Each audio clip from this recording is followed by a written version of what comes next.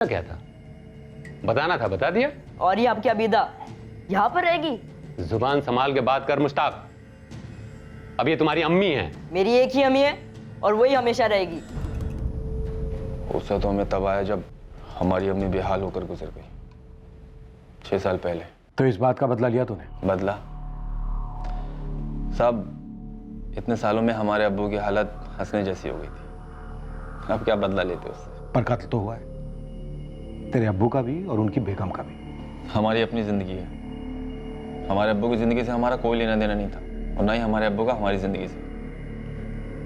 1 साल पहले तक हम लोग साथ रहा करते थे, लेकिन 1 साल पहले हमने उन्हें अलग होने को कह दिया। क्यों? उस औरत ने हमारा जीना दुश्वार कर दिया।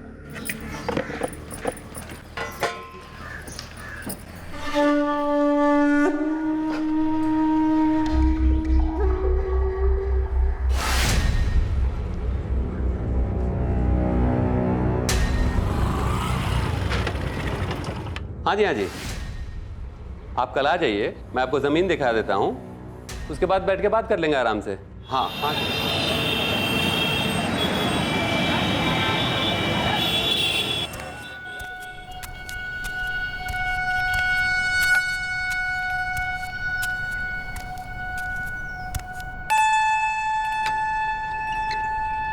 कैसे हो सर जी? बढ़िया है बशीर। हुआ है सुबह सुबह बाजार से? हाँ, वो चॉकलेट लाए हैं पोते पोतियों के लिए। कहीं बाहर जा रहे हैं क्या? बनारस जा रहे हैं बेटे के पास, 3 दिन में लौट आएंगे। अच्छा है, खुदा हाफिज सर जी। खुदा हाफिज बशीर मियाँ।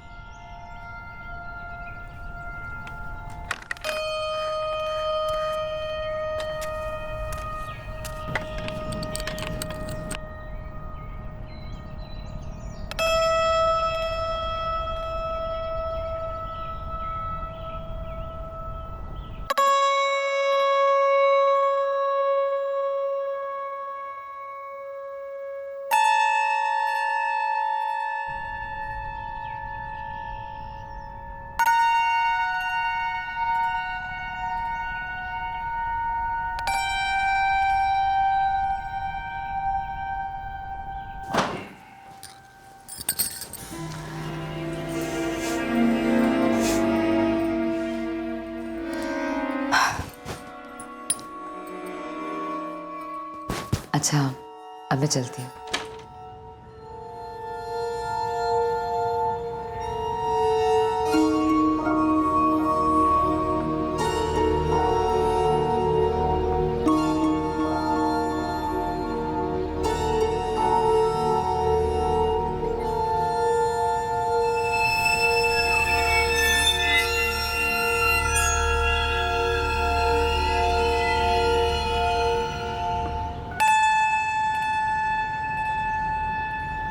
जी, अस्सलाम वालेकुम। आप कहीं जा रहे हैं? हाँ, बनारस जा रहे हैं। अच्छा, अपने बेटे के पास? हाँ, बेटे के पास। फिर तो लंबे वक्त के लिए जा रहे होंगे? नहीं, 3 दिन में आ जाएंगे। जी, खुदा हाफिज। खुदा हाफिज।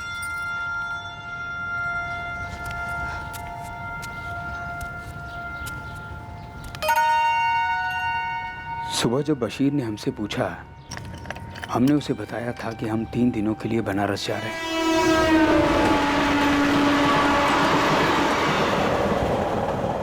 और फिर बशीर की बीवी सायरा ने हमसे वही सवाल किया और हमने वही जवाब दिया। लेकिन हमें कुछ खटका। बनारस से लौटने तक हमें ये खटकता ख्याल सताने वाला था। फरमाइए। कान खुले हैं हमारे। या आज या कल या परसों, 3 दिन हैं। दिन और वक्त हम तय करेंगे। काम क्या बताओ? काम इन्हीं 3 दिनों में हो सकता है। काम बताइए। काम दरअसल ये है,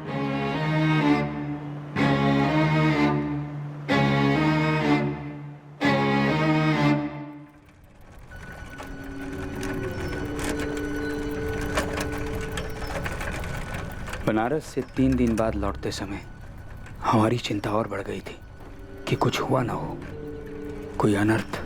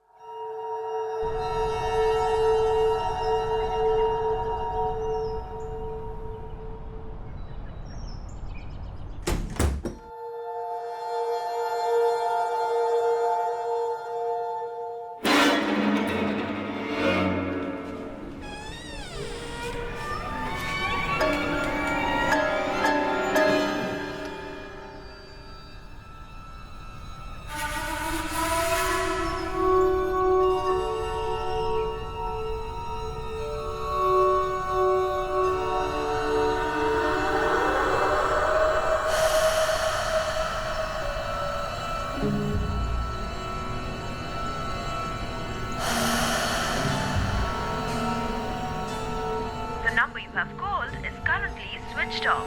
Please try again later. Thank you.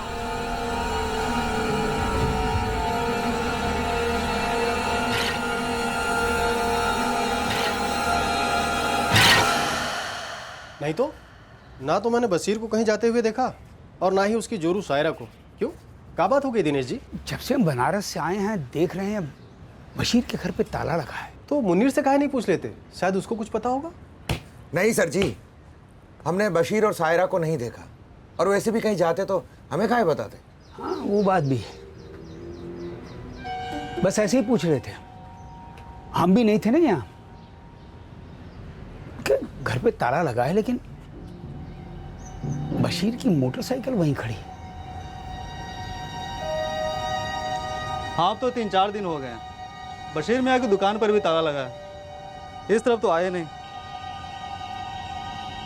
अच्छा,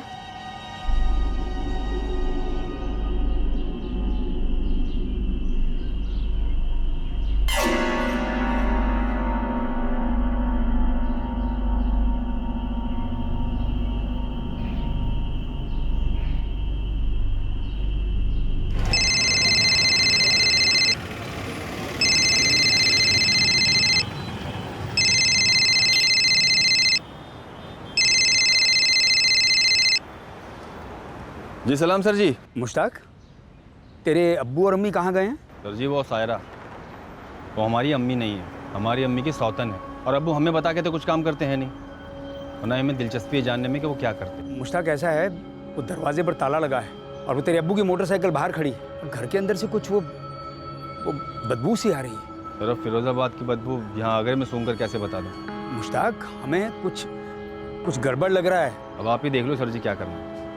अब्बू ने सायरा को मारा है या सायरा ने अब्बू को मार दिया?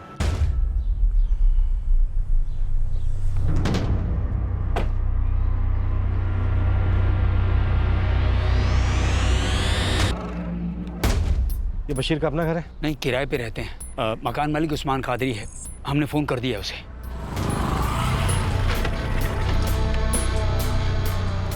अब ये मेरा लगाया हुआ ताला नहीं है, इसे बशीर ने लगाया होगा।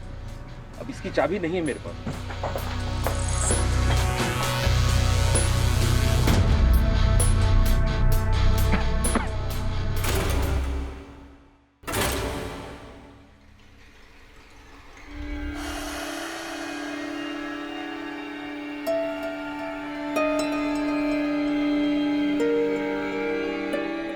हे भगवान, हम कल से देख रहे थे, घर बंद था, हमें कुछ ठीक नहीं लग रहा था। यही बशीर है? जी हाँ, ये उसकी बीवी सायरा है। घर में कोई उथल पुथल नहीं है, अलमारी खुली है लेकिन अंदर किसी भी चीज़ को छुआ नहीं गया है। सर ये 2 फोन मिले हैं लेकिन दोनों से स्विच ऑफ है। पता करो ये दोनों फोन इन्हीं के हैं या किसी और के।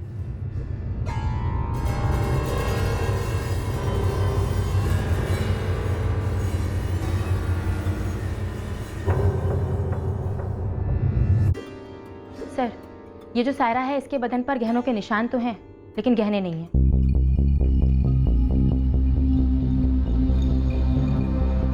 मैंने बशीर के बेटे मुश्ताक को इतला कर दिया है, वो आगरे से निकल पड़ा है। करता क्या था ये बशीर? साहब एजेंट था, मकान जमीन इन सब का।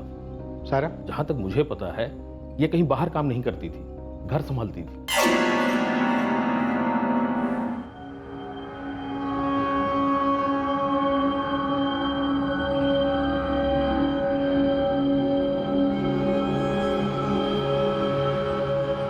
हमने बशीर और सायरा दोनों को बताया था कि हम 3 दिनों के लिए बनारस जा रहे हैं। बस उसके बाद एक डर सा था कि हमारे पीछे कुछ हो ना जाए। डर? किस बात का डर था आपको? आपको पता था कि उन दोनों के साथ कुछ होने वाला है? नहीं, हमने ऐसा नहीं सोचा था। तो फिर? 48 घंटे के ऊपर हो चुके हैं मर्डर्स को। आज 9 अगस्त है, 48 घंटे से ऊपर मतलब परसों 7 अगस्त, राइट? औरत का गला घोटा गया है और आदमी का गला काटा गया है। दोनों मर्डर्स में टाइम डिफरेंस कितना होगा? काफी कम। आपको डर किस बात का था दिनेश जी? इस बात का कि हमारे पीछे हमारे घर को कुछ ना हो जाए। तो आपको इस बात की फिक्र थी कि सायरा और बशीर आपके घर के साथ कुछ करेंगे? अब हम आपको कैसे बताएं, बड़ा अजीब से जोड़ा था। दिनेश जी विस्तार में और साफ साफ बताइए। सर दोनों ही फ़ोन का पता लग गया है। एक बशीर अहमद का है, दूसरा सायरा अहमद का। लेकिन सर दोनों ही फ़ोन के पूरे कॉल डिटेल्स को डिलीट कर दिया गया है। नेटवर्क सर्विस प्रोवाइडर से कहो कि तुरंत कॉल डिटेल्स निकलवा के दें। जी सर।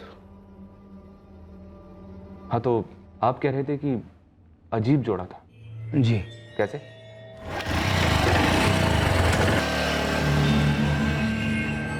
हम आर्मी से रिटायर हैं। हम अपने कंपाउंड में बैठ के उसे देखते थे। पहले बशीर काम के लिए निकलता था और फिर उसके बाद सायरा। तो इसमें अजीब क्या था? पति घर से निकला नहीं और पत्नी तुरंत। क्या मतलब? अब क्या बताएं आपको, आप मोहल्ले में किसी से भी पूछ लीजिए। सायरा का चाल चलन ठीक नहीं था। दिनेश जी, उस बात का आपके डर से क्या ताल्लुक है वो बताइए। हमें डर था कि हमारे घर को कुछ ना हो जाए। हमसे ज्यादा तो दिनेश जी बता पाएंगे क्योंकि वो उनके पड़ोसी हैं। जो 3 दिन घर पर थे नहीं, 5, 6 और 7, 8 को लौटे हैं वो। और ये डबल मर्डर केस हुआ है 7 अगस्त को। हमको तो कोनो मतलब है नहीं, लेकिन सब बातें करते हैं, सब जानते हैं। क्या बातें करते हैं? क्या जानते हैं? यही कि जो बशीर की जोरू थी ना, सायरा, वो उनसे तकरीबन 19 साल छोटी थी। और उसका चाल चलन भी ठीक नहीं था। ये बशीर का बेटा मुश्ताक और ये इसकी बीवी तबस्सुम।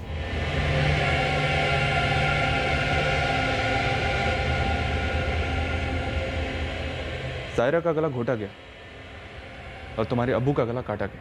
हम अपने अब्बू की लाश ले जाएंगे, लेकिन उस औरत से हमारा कोई वास्ता नहीं। सायरा के परिवार में से किसी को जानते हो तुम? हम तो इसे ही ठीक से नहीं जानते। 2 साल पहले अब्बू से लेकर घर आ धमके, एकदम अचानक से। तबस्सुम, बेटा ये शायरा है, मैंने इससे निकाह कर लिया। तो क्या आप हम इसे अम्मी कहकर पुकारें?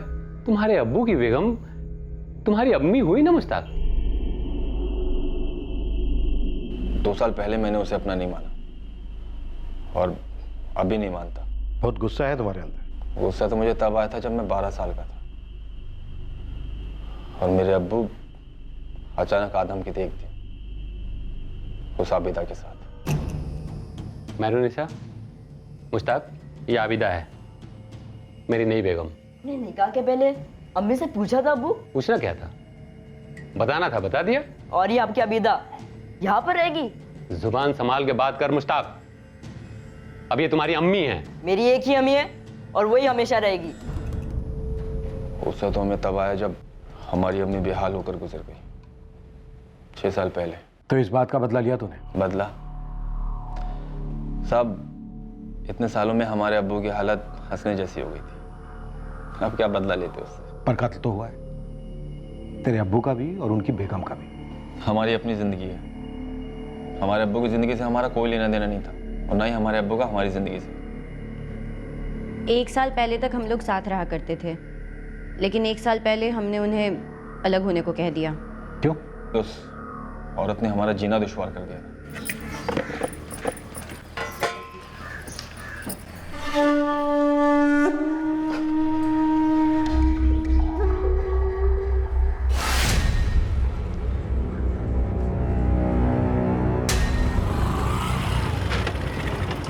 हाँ जी, हाँ जी, आप कल आ जाइए, मैं आपको ज़मीन दिखा देता हूँ, उसके बाद बैठ के बात कर लेंगे आराम से। हाँ हाँ शमीम भाई, खुदा हाफिज।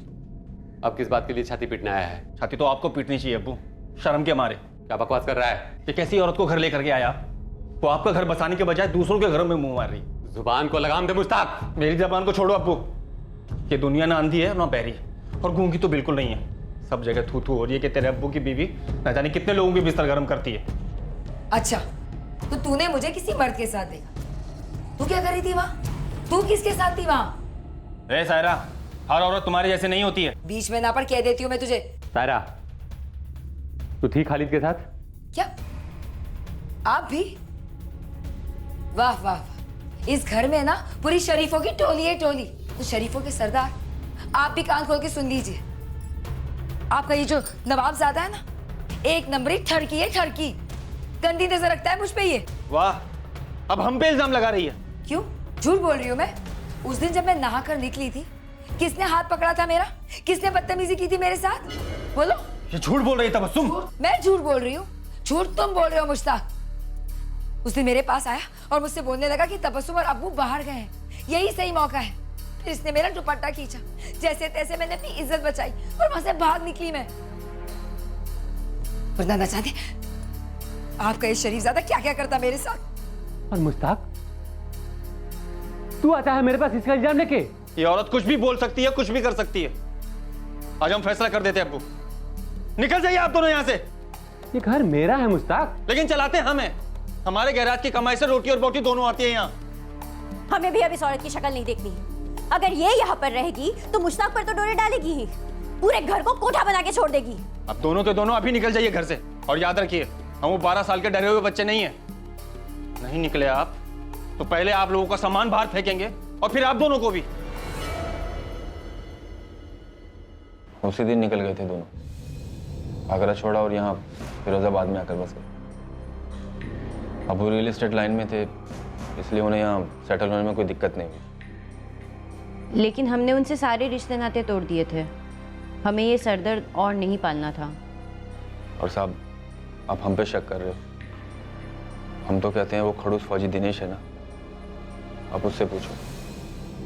कहीं उन दोनों की हरकतों से तंग आकर उसी ने तो ये कांड नहीं कर दिया?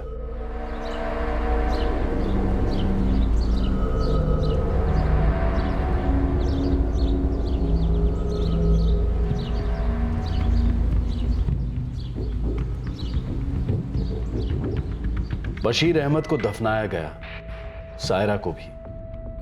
क्राइम सीन से पुलिस को ऐसा कोई भी सुराग नहीं मिला जो इस डबल मर्डर पर रोशनी डाल सकता। बशीर के मोहल्ले और सारे फिरोजाबाद शहर में खबरी फैला दिए गए और आगरा में भी इन्फॉर्मर्स एक्टिवेट किए गए, जहां बशीर का बेटा मुश्ताक और उसकी पत्नी तबस्सुम रहते थे और बशीर भी 1 साल पहले तक वहीं रहता था। इस डबल मर्डर केस के कई पहलू पुलिस के सामने आने वाले थे, सुराग भी मिलने वाले थे, लेकिन इस कत्ल का असली प्लान, असली मकसद और असली गुनहगार अभी अंधेरे में थे। लेकिन इनके रोशनी में आते ही सबके होश उड़ जाने वाले थे, क्योंकि इस साजिश की तदबीर में खोट थी। ये षड्यंत्र फेल हो गया था। तो ये सायरा थी, बशीर अहमद की बेगम, बड़ी रंगीन मिजाज की थी। इसके कई सारे चक्कर थे जनाब। इसके चक्कर रायते की तरफ फैल गए थे जनाब।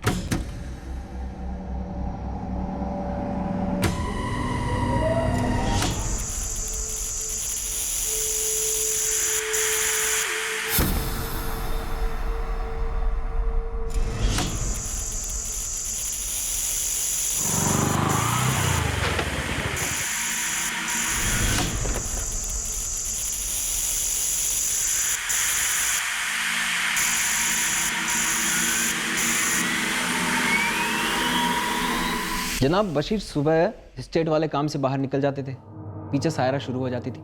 कभी किसी के घर में, सब कभी कभी तो खुद के ही घर में। मुझे टिप चाहिए। ये मर्डर क्यों हुए, दोनों को एक साथ कौन मारेगा और क्यों?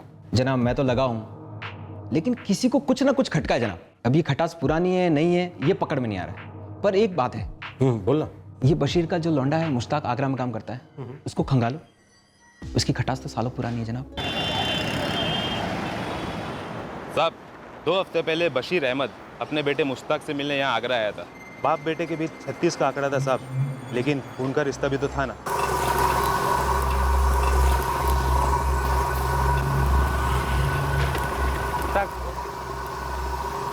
तो कुछ बात करनी है। आना, कहीं बाहर चलते हैं। बैठ।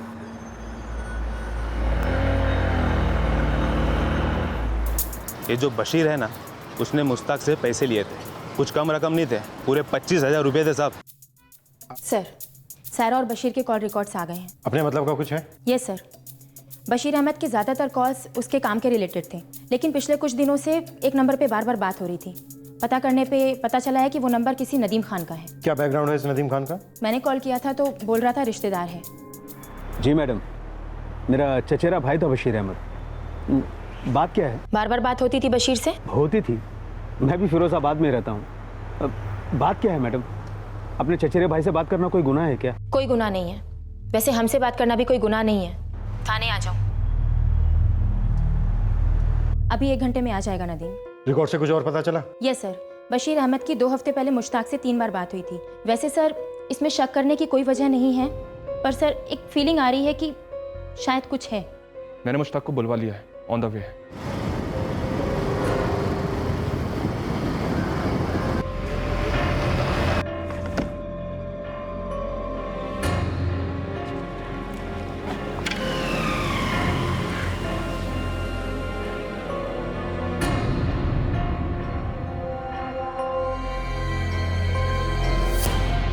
और ये ex army man Dinesh Singh 6 साल पहले रिटायर हुआ था सर, अभी अकेला रहता है। बशीर के साथ कोई अनबन?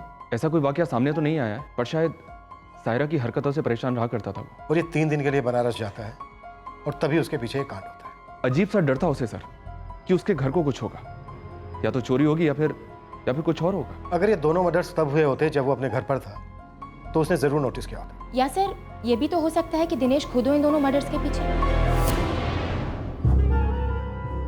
कहीं बाहर जा रहे हैं क्या? बनारस जा रहे हैं बेटे के पास। फिर तो लंबे वक्त के लिए जा रहे होंगे? नहीं, 3 दिन में लौट आएंगे। एक साजिश रची गई, एक प्लान बनाया गया। इस डबल मर्डर का कोई एक मास्टरमाइंड है और इसे अंजाम किसी और ने दिया।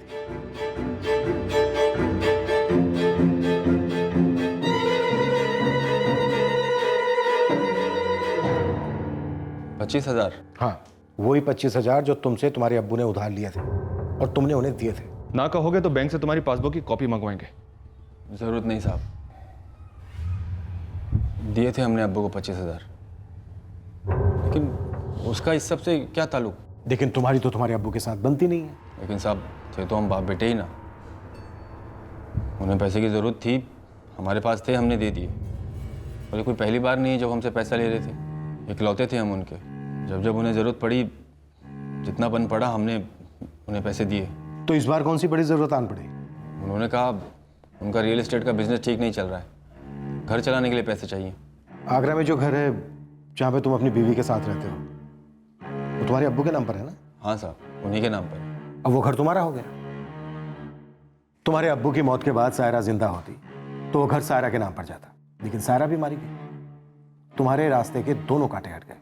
किसे सुपारी दी थी या खुद काट डाला? आप हम पे वाहियात इल्जाम लगा रहे हैं साहब। साहब हम गरीब हैं, इसका मतलब ये नहीं आप कभी भी उठवाकर कुछ भी कबूल करवा दोगे। साहब हम आपसे आखिरी बार बोल रहे हैं, हमारा हमारे अब्बू और उनकी बेगम के कत्ल में कोई हाथ नहीं है। अब हम जाएं? अभी के लिए जा सकते हो।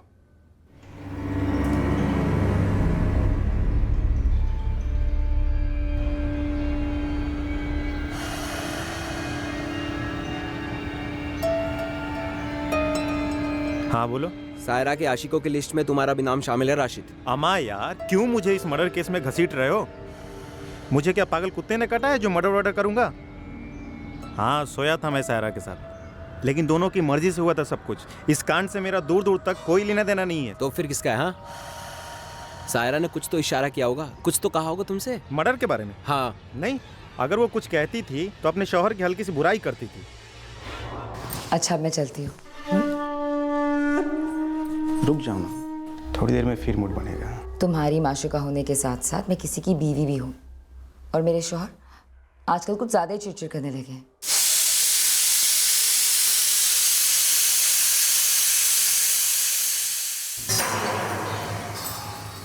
कहाँ थे तुम दिन भर?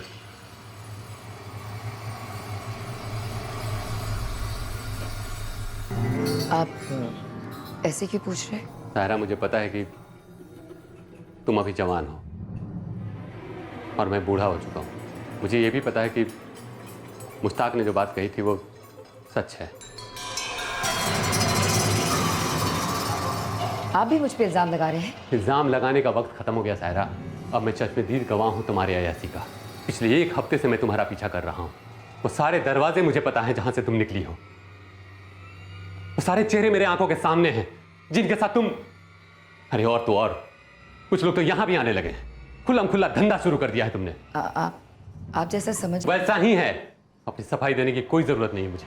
एक तेरी पहली बीवी थी मेहरुनिसा, आबिदा को लेके मुझे जिंदगी भर माफ नहीं की, लेकिन अपनी हया के दहलीज को कभी पार नहीं किया।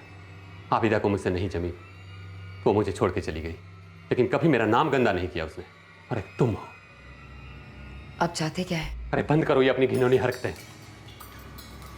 उम्र की इस दहलीज पे मुझे प्यार मोहब्बत मिले या ना मिले, मैं काम चला लूंगा,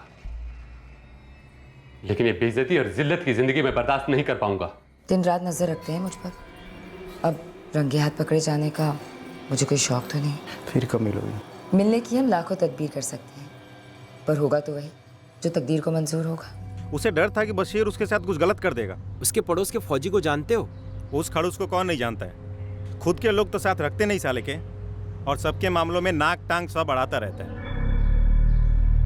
बशीर भाई तो अब दुनिया में है नहीं, और जब प्राइवेट में बात हुई है वो बोल रहे हैं। सब कुछ बता देना थी। बात दरअसल ये है कि बशीर भाई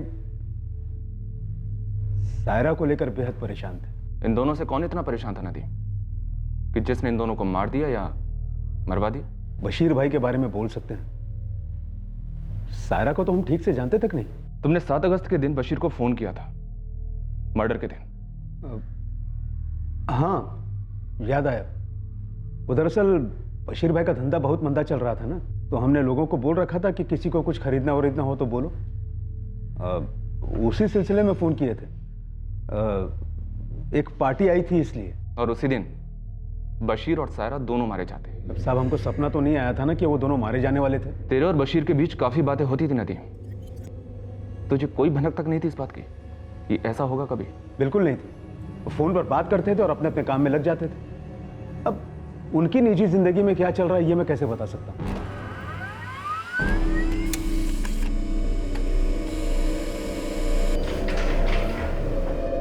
सर, ये retired army man Dinesh Singh 5 से 7 अगस्त तक बनारस में ही था। 8 अगस्त को यहाँ पहुंचा।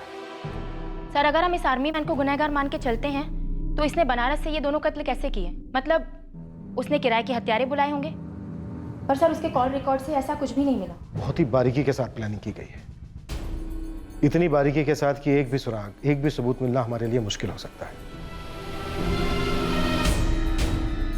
खुदा हाफिज।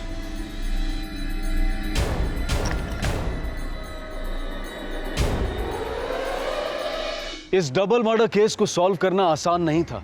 ना तो मास्टरमाइंड के बारे में कोई इशारा मिल रहा था और ना ही इस कत्ल के मकसद के बारे में कोई सुराग। पर पुलिस को इस षड्यंत्र के बारे में तब पता चला जब इस मर्डर को प्लान करने वाले और उसे अंजाम देने वाले के बीच अनबन हुई।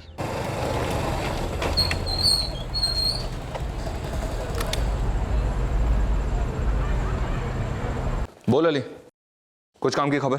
जनाब मेरे पास एक छोटा सा कीड़ा है, आप अपने कांटे में फंसाइए और देखिए कौन सी मछली हाथ लगती है। क्या कीड़ा है तेरे पास? जनाब मैंने 1 घंटे पहले साजिद को देखा।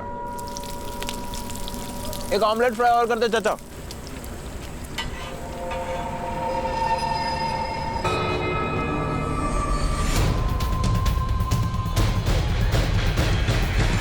जनाब ये साजिद हिस्ट्री सीटर है, 3 हाफ मर्डर है इसके नाम, और अभी जमानत पे बाहर घूम रहा है। और ये साजिद जा कहाँ रहा था? साहब जैसे ही मैंने इसका पीछा किया तो वो एक मोहल्ले में घुस गया था।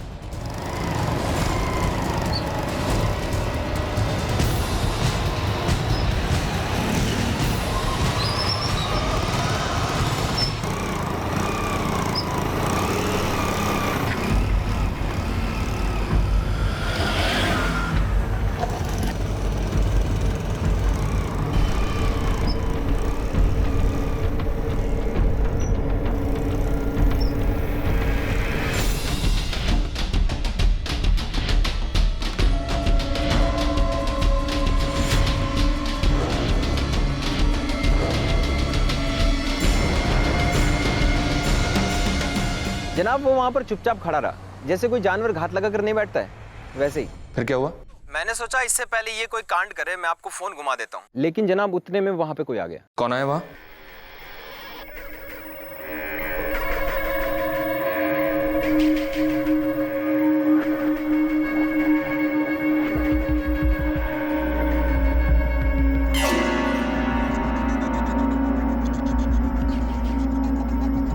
नदीम खान जनाब। नदीम खान?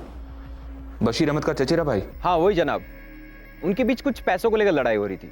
बेकार की बात ना करो नदीम, हमें अभी रोकड़ा चाहिए। जितना था पहले दे चुका हूं, अब हमारे पास कुछ है नहीं। अरे हमने बब्बन को भी साथ में लिया था, फोकट में कोई कुछ काम करता है क्या? बोल दिया हमारे पास कुछ है नहीं, और अब यहाँ दिखाई नहीं देना, समझ में आया? बेकार में पूरे फंसेंगे सबके सब। ये तो हमारे साथ सरासर नाइंसाफी है। अरे तुम खुद जिम्मेदार हो सबके लिए, और अब निकल लो मोहल्ले से, दोबारा मोहल्ले में दिखाई नहीं देना, और कभी फोन भी मत करना। जनाब ज़रूर कोई 2 नंबरी काम में गड़बड़ हुई है। ये जो बब्बन की बात चल रही थी जनाब, ये भी हिस्ट्री शीटर है, 2 मर्डर केस चल रहे हैं इस पर। कौन से काम को लेकर अनबन हो रही थी, नाम नहीं लिया? नहीं जनाब, नाम नहीं लिए, लेकिन नदीम का नाम काफ़ी है ना जनाब। नदीम बशीर का चचेरा भाई, बशीर और सायरा का कत्ल, और ये साजिद और बब्बन सुपारी उठाने वाले।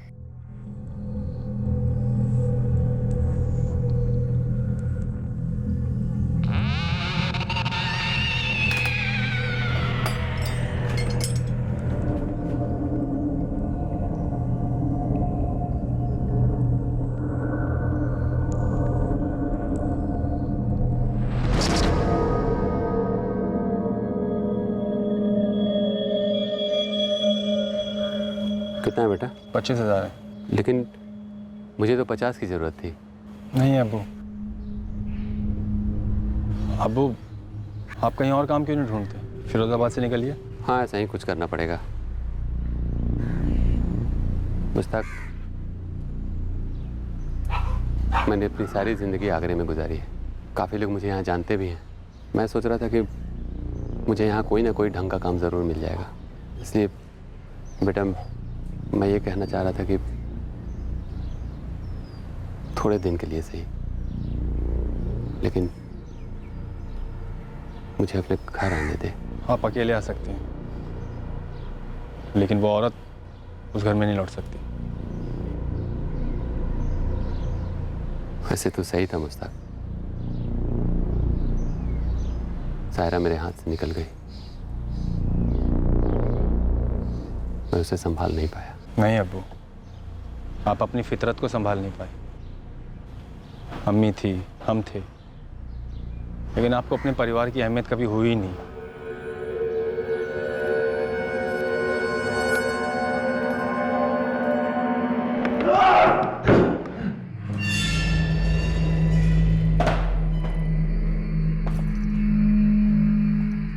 नदीम, साजिद, बब्बन, तुम तीनों फैसला कर लो कि हम लोग डंडे चलाएं या फिर तुम लोग अपनी जबान चलाओगे। नदीम, तूने किस काम के लिए साजिद को पैसे दिए? और साजिद, तूने किस काम के लिए बब्बन का साथ लिया? सोच लो। तुम तीनों में से जो सबसे पहले बताएगा वही 1 पीस में जेल जाएगा। ये बशीर भाई, कैसे याद किया?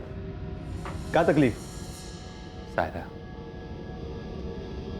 बड़ी देर से आंखें खुल रही है। मैं देर से पर दुरुस्त। पिछले 2 साल में मोहल्ले के हर मर्द के बिस्तर में खेल चुकी है। आपके बिस्तर में भी कईयों के साथ खेल रही है। पूरे मोहल्ले में एक मजाक बन के रह गया हूं मैं। तो बताओ, हमको काहे बुलाया है? घर के सारे बिस्तर गायब करवाने? नहीं, सिर्फ सायरा को उठवाना है, मरवाना है। अब ये काम हम नहीं कर सकते। हाँ, पर आपकी मदद जरूर कर सकते हैं। तो करो मेरी मदद। रोकड़ा लगेगा। कितना? यही कोई 50,000 कहीं नहीं गए, समझ लो। एक भरोसे का बंदा है जो सुपारी लेता है। ठीक है।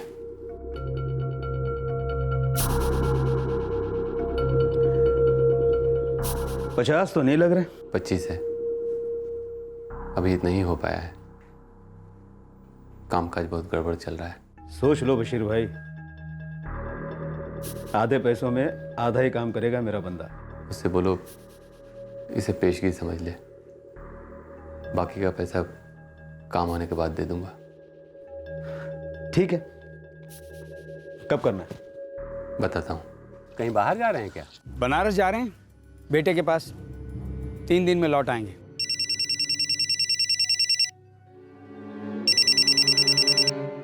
हाँ बोलो बशीर भाई। आज से अगले 3 दिन, बस इतना ही टाइम है अपने पास। ठीक है बशीर भाई, मैं अपने बंदों से बात करता हूँ। ठीक है, हाथ में बस यही 3 दिन है, जो करना है अब भी करना है।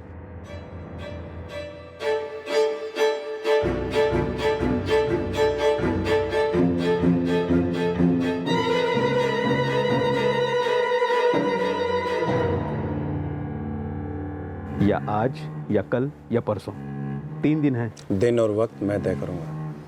काम क्या बोलो? काम इन्हीं 3 दिनों में हो सकता है। काम बताइए। काम दरअसल ये है कि एक ठो लड़की है, उसका काम तमाम करना है। रोकड़ा 15,000 है एडवांस। हमारी पूरी पेमेंट एडवांस की बात हुई थी। 40,000 में सौदा तय हुआ था नदीम। बाकी के पैसे बशीर दे देगा काम होने के बाद। लेकिन हम बब्बन को भी साथ में लेंगे, उसको भी एडवांस देना पड़ेगा 10,000। उससे कम में मानेगा नहीं वो। फिर मेरे हाथ क्या बचेगा? 5,000। काम फटाफट कर दो आज कल में, और लगे हाथों बशीर से बाकी के 25,000 भी ले लो।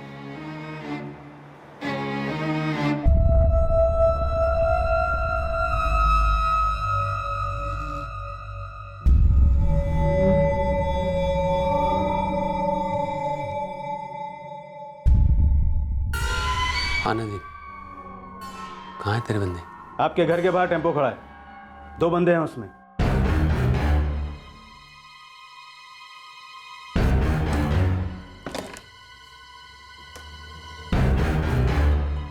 अच्छा अंदर।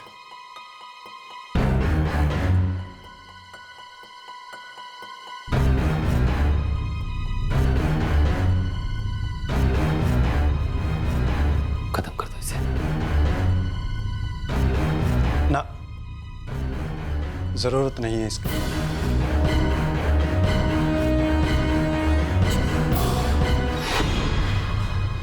अब लाश को ठिकाने लगा दो।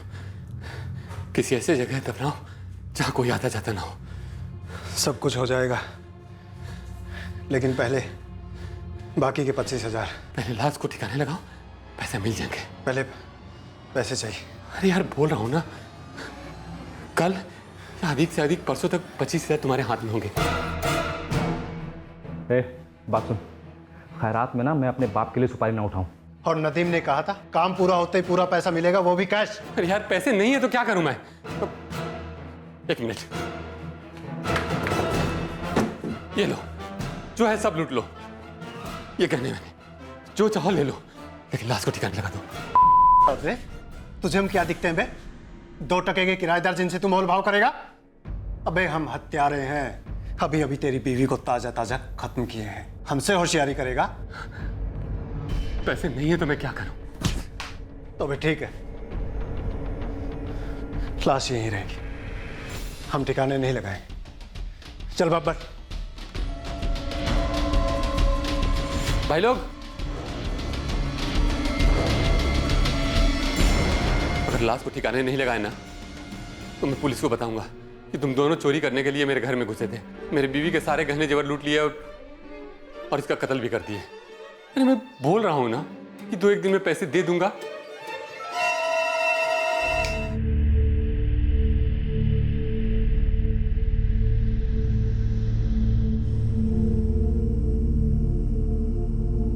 बब्बन, दोनों के फोन से कॉल लिस्ट डिलीट कर दे।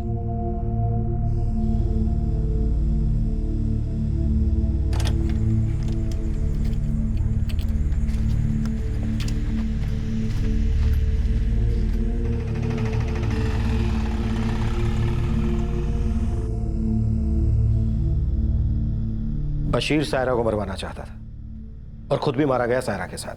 तुम दोनों ने पैसों के लिए सुपारी उठाई, पूरे पैसे भी नहीं मिले और उल्टा डबल मर्डर का चार्ज लग गया। और तीसरा आरोपी तू है नदीम। मतलब तुम तीनों की जिंदगियां तबाह हो गई और 2 लोगों की जान गई। अब जरा सोचो कि किसको क्या मिला।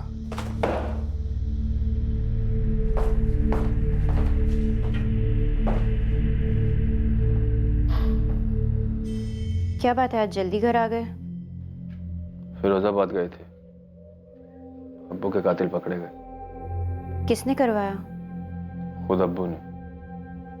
क्या? अब्बू ने सायरा को मारने की सुपारी दी थी, बाकी के पैसे नहीं दे पाए तो हत्यारे ने अब्बू को मार दिया। अब्बू ने जो उन पर 25,000 रुपये खर्चे थे वो हम ही से लिए थे। क्या? तो 50,000 मांग रहे थे पर हमारे पास थे नहीं, तो हमने 25,000 रुपये दे दिए।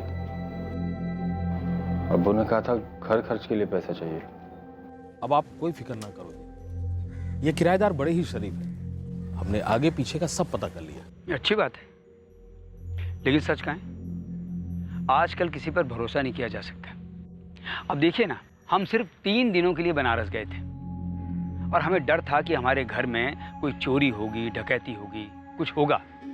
लेकिन निकला क्या, हमारे पड़ोस में किसी और चीज की तदबीर की जा रही थी। अब दिमाग में और घरों की चार दीवारी में क्या पकता है, ये भला कौन बता सकता है।